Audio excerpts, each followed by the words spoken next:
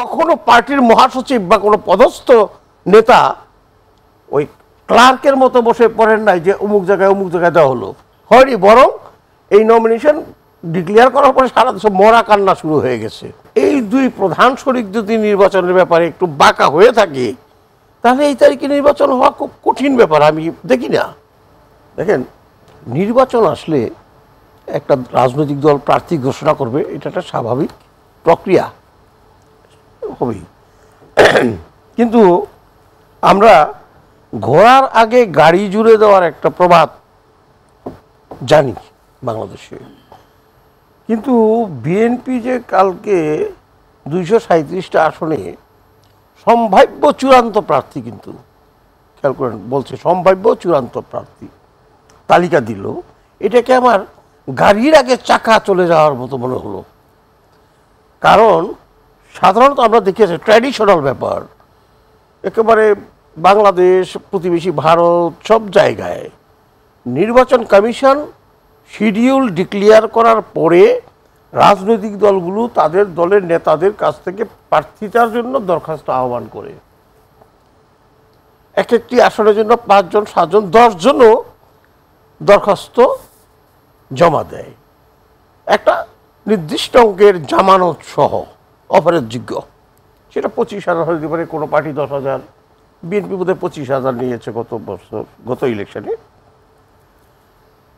এবং প্রত্যেকটা পার্টির একটা সংবিধিবদ্ধ ওই নির্বাচনী বোর্ড আছে, যেটাকে বলা হয় নমিনেশন বোর্ড, মনোনয়ন বোর্ড। বিএনপির আছে, বিএনপির একটা গঠনতন্ত্রে আছে মনোনয়ন বোর্ড কাদের নিয়ে গঠিত হবে।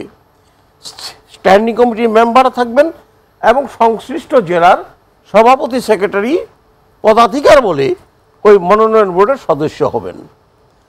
তারা সমস্ত দরখাস্ত জমা নেওয়ার পরে ডেট ওয়াইজ এক এক বিভাগের একদিন বা 2 বিভাগের একদিন প্রার্থীদেরকে সেন্ট্রাল অফিস বা যেখানে ক্যাম্প স্থাপন করবেন সাক্ষাৎকার নেওয়ার, সেখানে সাক্ষাৎকার নেবেন। মনোনয়ন বোর্ডের প্রার্থীরা সদস্যরা থাকবেন, প্রার্থীরা সাক্ষাৎকার দিয়ে যাবেন এবং সাক্ষাৎকার কমপ্লিট হওয়ার পরে একটা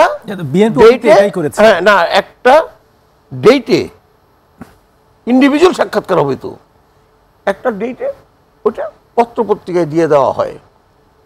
কখনো পার্টির মহাসচিব বা কোনো পদস্থ নেতা ওই ক্লার্কের মতো বসে পড়েন নাই যে অমুক জায়গায় দেওয়া হলো, পত্রিকায় প্রেস রিলিজ দেওয়া হতো আগে, অমুক জায়গায় পেয়েছে, আর সংশ্লিষ্ট প্রার্থীকে যাকে মনোনয়ন দেওয়া হয় তাকে একটা চিঠি দিয়ে দেওয়া হতো, তারা চিঠি নিয়ে যেত, পরদিনে সেই চিঠিটা নিয়ে যেত। এবার আমরা কি দেখলাম, ওরকম কোনো সাক্ষাৎকার হয় নাই। এক এক বিভাগের যারা নমিনেশন পেতে চায় তাও আবার কেন্দ্র থেকে ডাকা হয়েছে, তুমি আসো। যেমন আমার খুব প্রিয় একটা মানুষ খুলনা নজরুল ইসলাম মঞ্জু, উনি বাদ হয়ে গিয়েছিলেন দলের থেকে, তাকে কল করে এনে ওই সমাবেশে, আমি এটাকে সমাবেশ বলবো, নেতাদের সমাবেশে ডাকা হয়েছে। উনি এসে সাক্ষাৎকার দিয়েছেন। এহসানুল মিলন আমার আরেকজন প্রিয় মানুষ, যাকেও দল প্রায় বাদ দিয়ে দিয়েছিল, তাকে ওইভাবে দেওয়া হয়েছে, ডেকে এনে সমাবেশ করে, সমাবেশে কথাবার্তা কেউ কিছু বলতে পারছে কিনা আমি জানি না, আমি দেখিও নাই। পরে দেখলাম কালকে 237 জনের একটা তালিকা দিল। এইটা তো পলিটিক্যাল পার্টির সিস্টেম না। তাহলে কি এটা? আমি জিজ্ঞেস করছিলাম বিএনপির কয়েকজনকে যে এইটা কি রে ভাই। সাধারণত এই প্রার্থী মনোনয়নের সাক্ষাৎকারকে কেন্দ্র করে কেন্দ্রীয় কার্যালয় থেকে শুরু করে বা যেখানে সাক্ষাৎকারগুলো হয়, যেমন গুলশানে হয়েছে 1-2 বার, উৎসবের আমেজ কিন্তু বিরাজ করে ওই এলাকায়। নেতাকর্মীরা আসে, হইচই হয়, মিছিল নিয়ে আসে, কর্মীরা আনন্দের উৎসবের মধ্যে এইটা প্রক্রিয়াটা সম্পন্ন হয়। এটাতে হয়নি, বরং এই নমিনেশন ডিক্লেয়ার করার পরে সারা দেশে মরা কান্না শুরু হয়ে গেছে, বিক্ষোভও দেখা দিয়েছে। হ্যাঁ, বিক্ষুব্ধ হয়েছে।